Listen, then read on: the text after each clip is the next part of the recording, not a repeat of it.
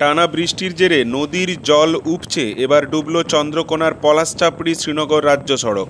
জলমগ্ন এই রাজ্য সড়কে ঝুঁকি নিয়ে চলছে যাতায়াত, যোগাযোগ বন্ধের আশঙ্কা। ঘটনা চন্দ্রকোনার পলাশচাপড়ি থেকে শ্রীনগর যাওয়ার রাজ্য সড়কের চাতালের।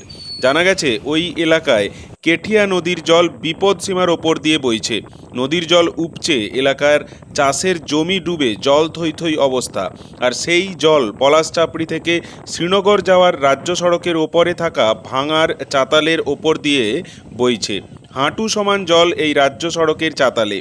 ঘুরপথে ক্ষীরপাই দিয়ে রাজ্য সড়ক হয়ে না ঘুরে বাইপাসের চন্দ্রকোনা শহর থেকে পলাশচাপড়ি হয়ে শ্রীনগর যাতায়াত করা হয় এবং সেখান থেকে একদিকে রামজীবনপুর আরামবাগ আবার অপরদিকে গড়বেতার সন্ধিপুর চমকাইতলা যাতায়াত করা যায় একেবারে কম সময়ে। এমন গুরুত্বপূর্ণ যাতায়াতের রাস্তা নদীর জলে ডুবে যাওয়ায় আপাতত ঝুঁকি নিয়ে যাতায়াত হলেও জল যে হারে বাড়ছে তাতে যোগাযোগ বিচ্ছিন্ন হওয়ার আশঙ্কা থাকছে। এই রাস্তায় যোগাযোগ বিচ্ছিন্ন হলে চন্দ্রকোনা থেকে ক্ষীরপাই হয়ে শ্রীনগর যাতায়াত অনেকটাই ঘুরপথে হবে, পাশাপাশি সময়ও যাবে বেশ কিছুটা।